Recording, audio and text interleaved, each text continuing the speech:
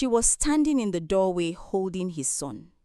Not dramatically, not performing grief for anyone watching, simply standing in the frame of the door they had chosen together, in the apartment they had built together, holding the child they had made together, listening to the sound of his car moving away from her down the road until the sound became smaller and smaller and finally disappeared into the ordinary noise of the city that did not know or care what had just happened in this specific doorway. The baby was warm against her chest. She looked down at him. He was asleep.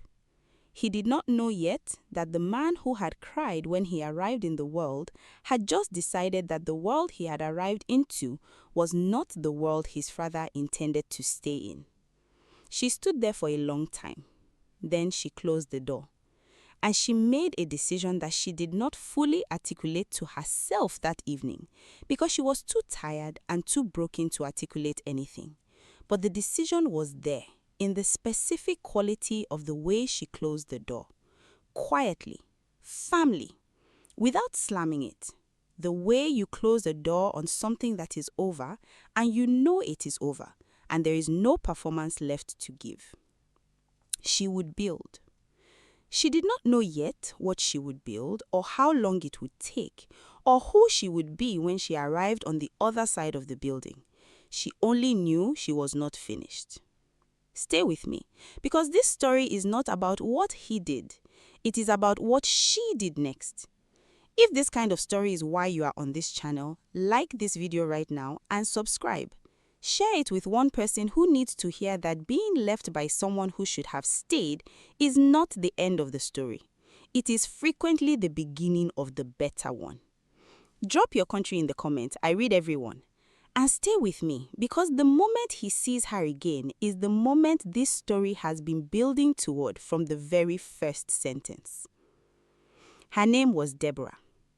She was the kind of woman who made people feel safe in her presence without doing anything particular to produce that effect. She was not loud. She was not the kind of person who organized rooms or dominated conversations. She simply had a quality that people recognized without being able to name.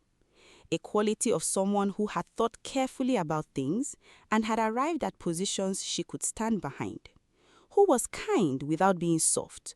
Who was quiet without being absent.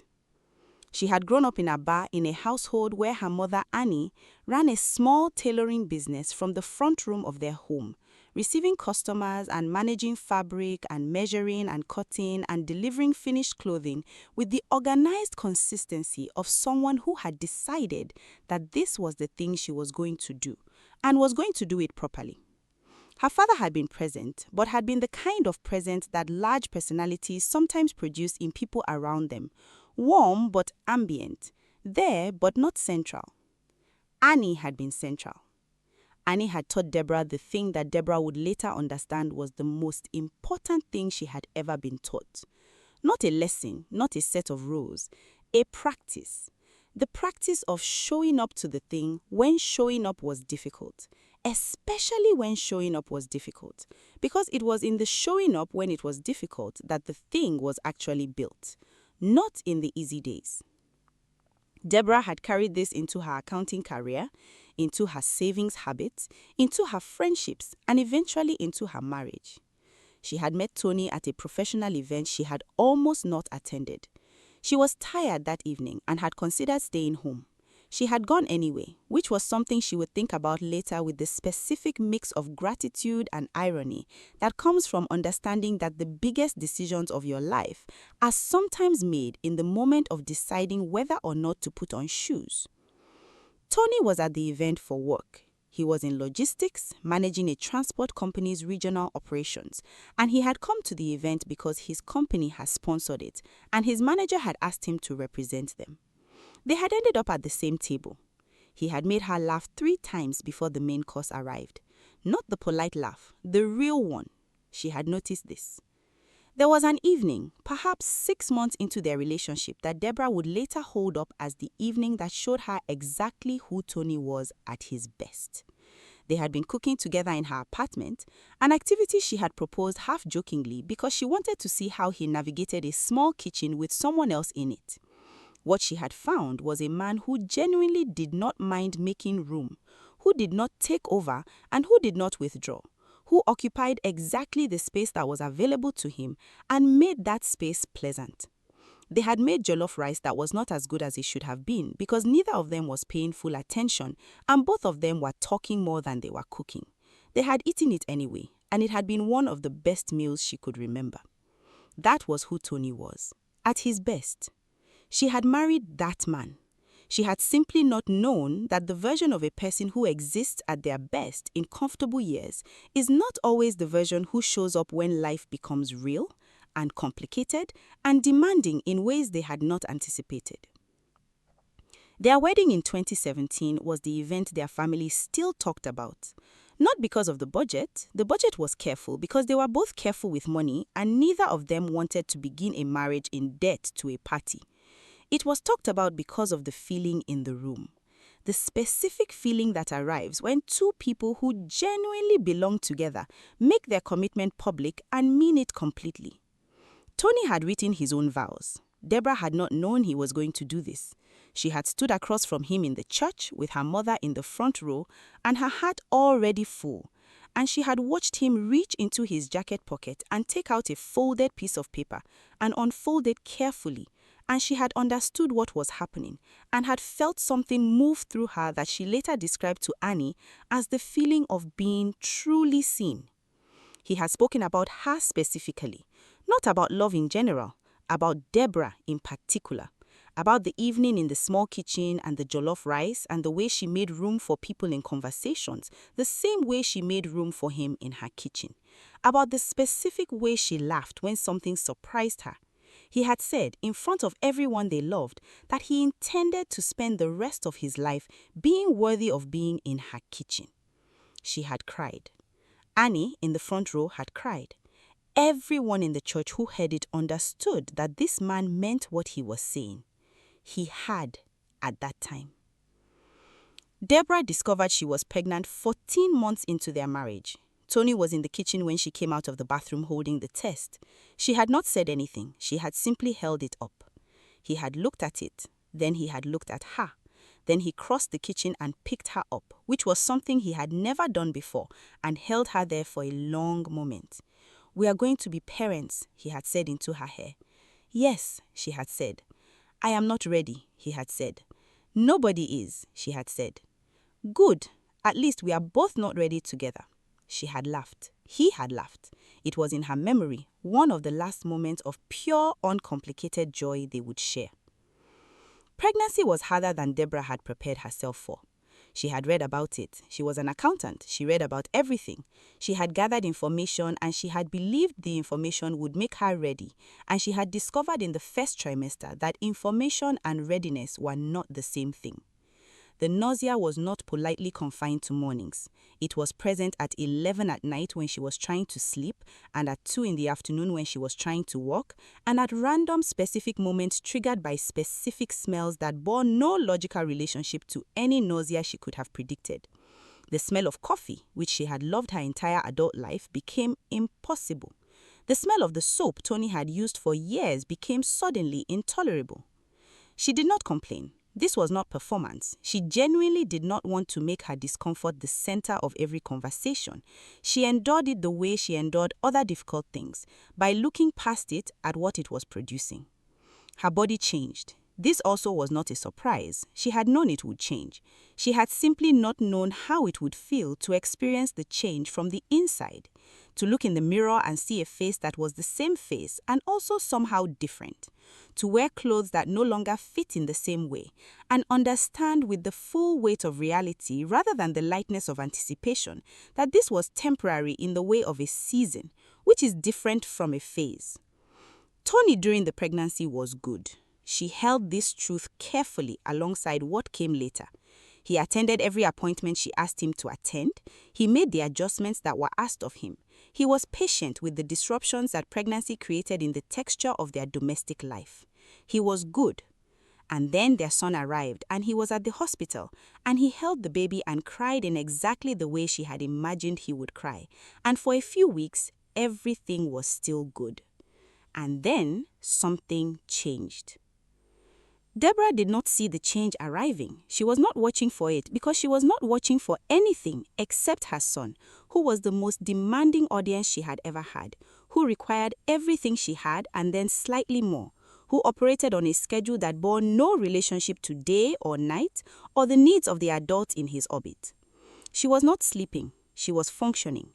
She was doing everything that needed to do with the focused determination of someone who has understood that the thing that needs to be done is being done, regardless of how she feels about being the one doing it. Tony was still there, but there is a quality that people have when they are present in a room, but not present in the way that matters. And Tony had that quality begin to have. He was in the apartment, he contributed to the practical necessities, but something in him had begun to withdraw in a way that Deborah could feel without being able to name. The first comment arrived 6 weeks after the birth. They had been in the kitchen. Deborah was making tea because she needed something warm and something to hold, and tea was the fastest available answer. Tony had come in and had stood in the doorway and had looked at her for a moment, with a specific expression of someone who is about to say something they have decided to say. "You need to start taking care of yourself again," he said. Deborah turned to look at him. "I had our baby 6 weeks ago," she said. "I know," he said, "but you can't just let yourself go." The words sat in the kitchen air between them. Deborah looked at the hand holding the kettle, the hand that had been up 3 and 4 times a night for 6 weeks, the hand that had changed more diapers than she had counted, the hand that belonged to a body that had grown a human being for 9 months and delivered him safely. She looked at Tony. "I am not letting myself go," she said carefully. "I am recovering." He made a sound that was not quite a response and left the kitchen. Deborah poured her tea. She stood at the counter for a long moment. She told herself it was tiredness speaking. She told herself this several more times over the following weeks as the comments continued and the late arrivals home began, and the phone started traveling everywhere with him and facing down on surfaces and resting under his pillow at night. She noticed. She said nothing. She prayed. She waited. She continued to get up 3 times a night with their son. The night she stopped waiting arrived on a Wednesday. Tony had come home later than usual and had fallen asleep almost immediately upon lying down, which was unusual for him. He was normally a man who lay awake and was a light sleeper, and the phone was on the bedside table instead of under the pillow, where it had been living for the past several weeks. Deborah lay beside him in the dark. She looked at the ceiling. She looked at the phone. She had a conversation with herself that lasted perhaps 10 minutes, the kind of internal conversation where both sides know what the conclusion is going to be and are simply working through the formality of reaching it. She picked up the phone. The first message she read stopped her breathing for a moment. She breathed again, read the next one, and the one after that. She read the way she read accounting reports, systematically, making herself continue past the parts that hurt, because the parts after the parts that hurt were also information and she needed all of it. The woman's name was Sandra. The messages between them were the kind that cannot be misread. There was no possible interpretation of them other than what they were. But it was not the photos or the endearment that stopped Deborah completely. It was one specific exchange near the bottom of the thread that she read 3 times before she fully processed it. Sandra had written, "How much longer are you going to keep living like that?" Tony had replied, "Not much longer. I can't keep doing it. She's not the same person I married." Deborah read the sentence 4 times. She set the phone back on the table in exactly the position she had found it. She looked at her sleeping husband. She looked at the crib in the corner where her son was sleeping with his fists curled beside his face, the way he always slept. She got up. She went to the kitchen. She made tea. She sat at the kitchen table in the dark and she thought about the sentence, "She's not the same person I married." She thought about what it meant that the man who had chosen her in that kitchen 18 months ago, who had written vows on a folded piece of paper, who had lifted her off the floor when she showed him the test, now sat on the other side of that sentence looking out. She thought about what it meant that he had not come to her with whatever he was feeling, that instead of sitting in their kitchen and saying something was wrong, he had found someone else to say it to. She thought about their son asleep in the crib. She sat at the kitchen table until the light outside the window began to change. Then she washed her teacup. Then she checked on her son. Then she went and sat in the living room and waited for her husband to wake up. When Tony came into the living room and saw her, he stopped. Her eyes were dry. She had cried in the kitchen sometime between 3 and 4 in the morning. She had given herself 40 minutes and then she had stopped because she understood, sitting in the dark, that the crying was for the loss of what she had believed and that she could give it its time, but she could not give it the whole night because she still had a son who would need feeding in a few hours. "We need to talk," she said. Tony looked at her face and knew immediately. "You went through my phone," he said. Deborah looked at him. "I read your messages," she said. "Who is Sandra?" He sat down in the chair across from her. There was a long silence. In another life, in a different version of this conversation, Tony might have chosen honesty in this moment. Who said, "I am sorry," and meant it. Who did not add anything to the pain that was already in the room. He was not that person. "You have changed," he said. "You are not who I married." Deborah looked at him steadily. "I had your baby." "I know," he said. "I had your baby and I have not slept properly for 6 weeks, and my body has been through something that your body will never be asked to go through. And the person you have been talking to privately about how I have changed," she paused, kept her voice level. "That is what you are telling me." Tony was quiet. "I didn't want to hurt you," he said finally. "Tony," Deborah said, and her voice was very quiet. Not because she was controlling it, but quiet was what was left when everything else had been removed. "You have already hurt me," she said. "The question now is whether you are going to be honest about what you are doing." He looked at the floor, and then he said the thing she would remember for years. "I am not happy," he said. "I have not been happy for a while, and I don't know how to fix it." Deborah looked at the man who had unfolded a piece of paper and read her back to herself. "Have you tried?" she asked. He didn't answer, and the not answering was itself an answer. He stood up eventually and went into the bedroom and came out 20 minutes later with a bag that was being packed with the specific organization of someone who had been packing mentally for longer than 20 minutes. Deborah watched him from the living room. She did not beg. She had decided this somewhere in the kitchen hours before. Not as performance, as the honest conclusion of sitting with what was happening and understanding that begging a person who had already decided to leave does not produce the person you want. It produces a version of the person who stayed for the wrong reason and leaves more thoroughly later. He opened the front door. He paused. He did not turn around. Then he walked out. Deborah got up. She went to the crib. Her son was stirring. She lifted him and held him, and stood at the window and watched Tony's car pull out of the compound and disappear into the street. "It is just us," she said quietly to her son. He made the sound that meant he was hungry. She went to feed him. The weeks that followed were the hardest of her life, not because of the pain of the ending. The pain of the ending was real and deep, and she did not minimize it. But pain is something a person can sit with when they have to. What made these weeks the hardest was the specific combination of pain and exhaustion and financial uncertainty and the complete absence of anyone to share the carrying. Tony stopped calling. He stopped depositing money. He had, it appeared, made a decision to leave not only the marriage but the responsibilities that the marriage had produced. Deborah's savings existed because she was someone who maintained savings as a matter of principle. Something Annie had drilled into her so thoroughly that the habit had become involuntary. The savings would cover several months if she was careful. She was careful. She cut everything that was not essential. She moved to a smaller apartment in a building where the rent was lower and the neighbors were closer than she was accustomed to, but where the monthly number was something her savings could sustain while she figured out the next thing.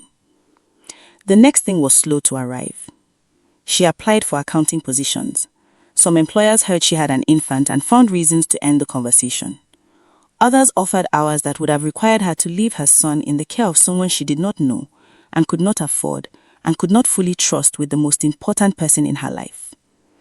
She kept applying. She kept being told no. She kept getting up. There was a night, about 3 months after Tony left, that Deborah later described as the night she almost stopped. Her son had been unwell for 4 days, not dangerously, a fever that came and went and made him uncomfortable and made sleep intermittent and made the apartment feel like a place where difficulty lived, permanently.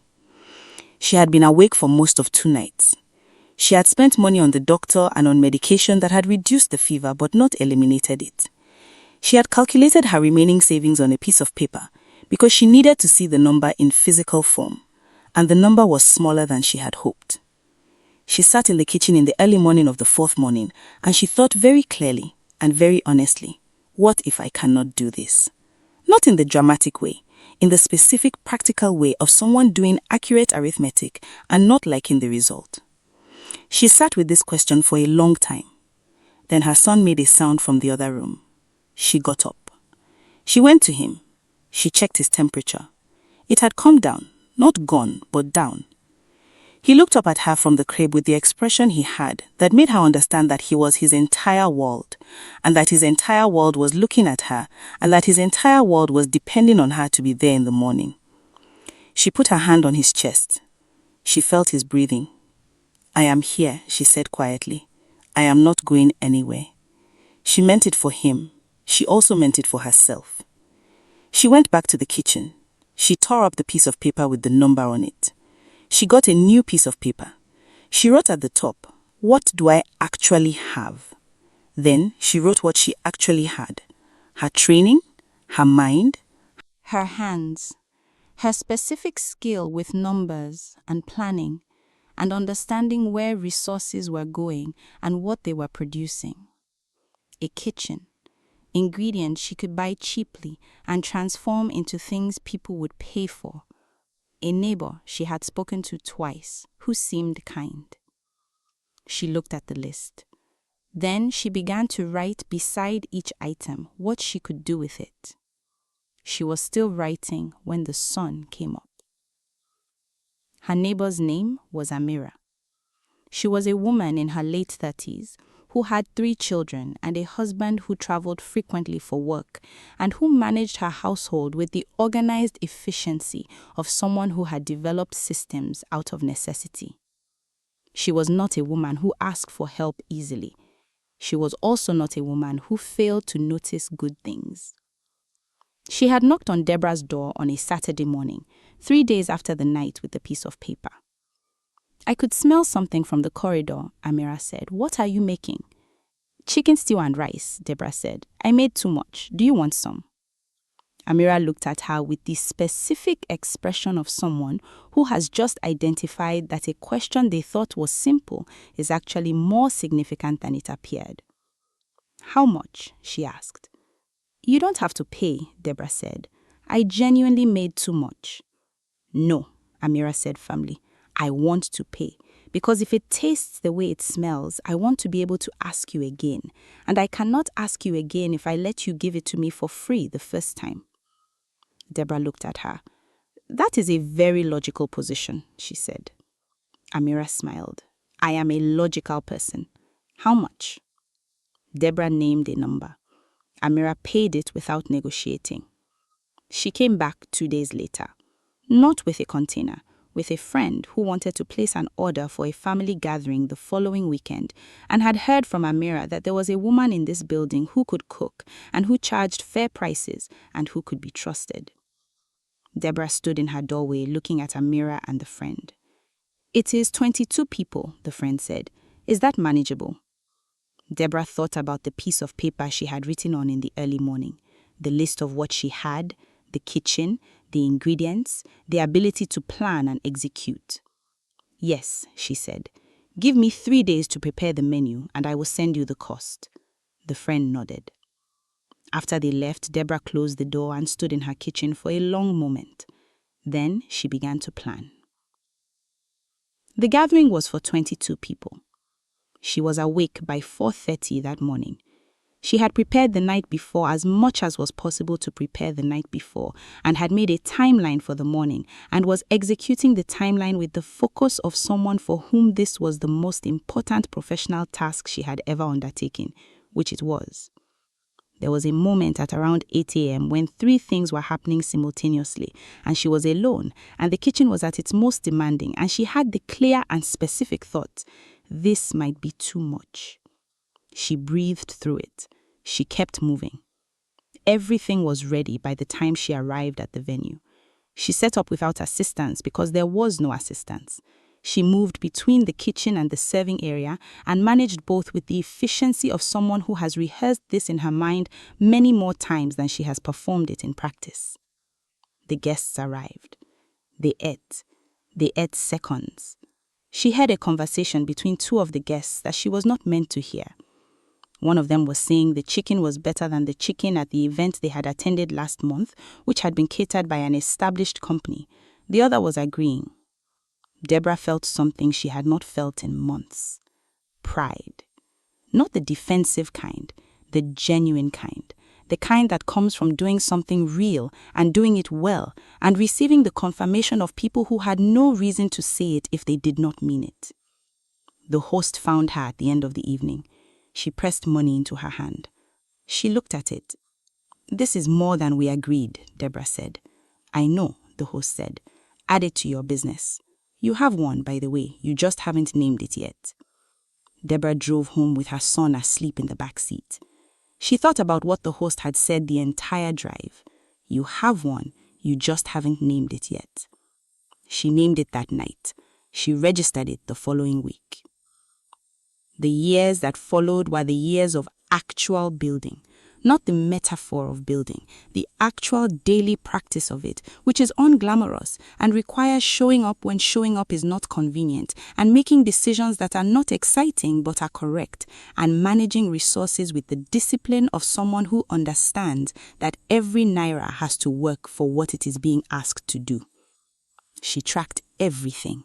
She knew her margins. She knew which orders produced value and which absorbed time without producing enough in return.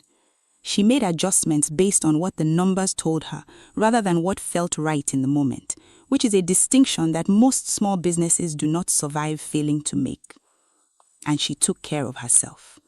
Not as a project, not as an attempt to return to something, but because Annie had told her from childhood that you could not run anything, a business, a household, a life on an empty tank. She ate. She slept when sleeping was possible. She walked in the evenings after her son was settled. She spent time with Amira in the evenings, sometimes over tea.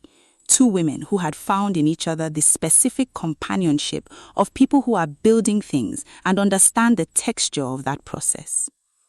One evening, perhaps 2 years after Tony had left, Deborah was getting ready for a large corporate catering event. She was in the bathroom and she happened to catch herself in the mirror, and she stopped and she looked. She was not looking at a woman who had returned to some previous version of herself. She was looking at someone she had not been before, someone the years had made, stronger in a way that did not announce itself, confident in a way that had nothing to perform. The face in the mirror was the face of someone who knew exactly what she had built and what it had cost to build it, and who was not confused about either. She looked at that face for a long time. Then she smiled. Not because she was pleased with herself, because she recognized herself. That had been the thing that was missing. Not a husband, not a particular size, recognition. The feeling of looking at your own face and knowing the person looking back. She went to get her son ready. He was 7 years old. He had his father's height and her mother's eyes and his grandmother Annie's quality of observation. The quality of noticing things and filing them quietly without making an announcement about having noticed. He was sitting at the kitchen table doing homework. She stood in the doorway watching him for a moment. "Why are you looking at me like that?" he said without looking up. "Because you are interesting," she said. He looked up. "Mommy?" "Yes." "Are you happy?" She looked at her son.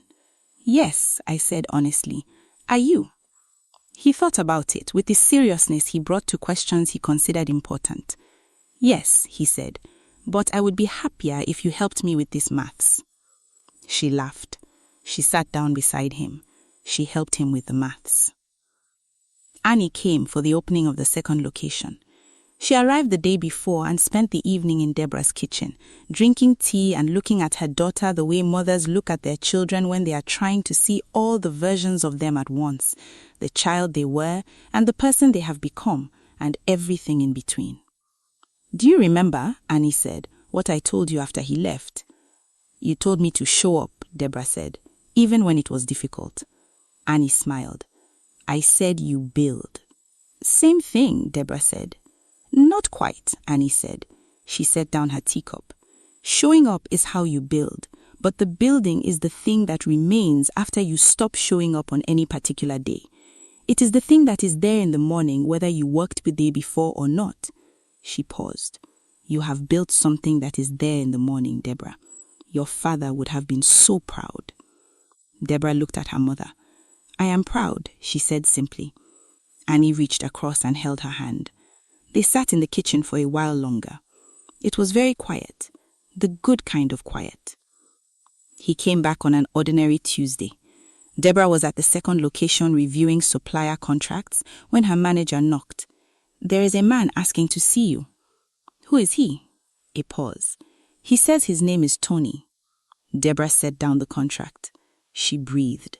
She looked at the awards on the wall, the photographs of her team at events, the framed copy of the first order she had ever delivered, which Annie had told her to keep evidence of beginnings. "Send him in," she said. Tony walked in slowly. He looked around the room before he looked at her. She watched him taking in the room, the certificates, the photographs, the evidence of a business built carefully over several years. She watched his face move through something she could not fully name, but recognized as the specific experience of a person encountering a reality that is larger than they had imagined. He looked at her. She held his gaze. "You built something real," he said. "Yes," she said. Silence. The silence of a room with a lot in it. Tony sat down. "I have been thinking about what I did every day for the past 3 years. Not every other day, every day." Deborah said nothing. "I told myself at the beginning that you had changed," he said, "that the person I married was different from the person you had become." He stopped. "It took me a long time to understand that what I was actually saying was that the person I married had become someone who needed something from me that I was too small to give." Deborah looked at him. "And Sandra," she said. He exhaled. "Gone. Long gone. She left about 6 months after." He looked at his hands. "She told me I was boring, that I wasn't the person she had imagined." He paused. "I sat in the apartment after she left and I understood something about myself that I had never understood before." "What did you understand?" Deborah asked.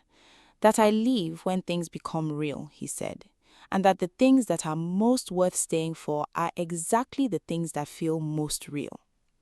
The room was quiet. Deborah looked at the man who had written his vows on a folded piece of paper. She looked at him for a long time. "I forgave you," she said. Something moved across his face. "I forgave you a long time ago," she continued. "Not for you. I forgave you because I had a business to build and a son to raise and a life to live, and carrying the anger was making all of those things harder. I put it down because I needed both hands." Tony's eyes were wet. "I want to come back," he said. "I want to be here for you both." Deborah was quiet. "Tony," she said gently, "forgiving someone and going back to them are two completely different things." He looked at her. "You left when I was at my most vulnerable. You left when our son was 8 weeks old. You left because my body had changed, doing the hardest thing a body can do, and you looked at the evidence of that work and you found it insufficient." She paused. "I am not angry about that anymore. But I am also not the woman who needs you to come back. I built this without you. I became this without you. And what I became is someone who knows the difference between what she deserves and what she is being offered." Tony looked at the floor. "Our son," he said quietly. "Our son needs his father," Deborah said. I have never disagreed with that. If you want to be in his life, I will support that. That is his right and it is yours. But that is a conversation about him, not about us. There is no more us, Tony. What there is two people who made a child together and who need to be mature enough to be present for that child without asking him to carry the weight of everything that happened between us. Tony wiped his eye. I am sorry, he said. I know, she said. She stood. He understood. At the door, he stopped. Did you know it would turn out like this when I left? Did you know? Deborah thought about the night at the kitchen table, the piece of paper with the number, the 4:30 mornings, the 22-person gathering, Amira at the door, Chioma washing dishes without being asked, Annie on the phone saying show up, her son asking if she was happy. No, she said. When you left, I thought I was finished. And, he said, and it turned out I was just beginning, she said. She held the door open. He walked through it. She watched him go. Then she went back to her desk. She picked up the supplier contract. She read it with a focused attention of a woman who had a business to run. Outside the window, the city was doing what the city did in the afternoon, loud and moving and full of people building things. She thought about her son who would be home from school in 2 hours. She thought about the new hire she needed to interview tomorrow morning. She thought about Annie sitting in the kitchen the night before the opening, saying, the building is the thing that is there in the morning. She looked at the award on the wall. She looked at the photograph of her team. She went back to the contract. She was there in the morning. She had been there every morning. That was the whole story. If this story found something in you today, like this video right now before you do anything else. Share it with one person who is in the middle of being rebuilt by something that felt like it was breaking them. Subscribe to this channel because more stories are coming. Drop your country in the comments below. I want to see where this story reaches. And tell me, what do you think? Did Deborah make the right choice when Tony came back? I want your honest answer. I read every comment. I see every country. I will see you in the next story. The end.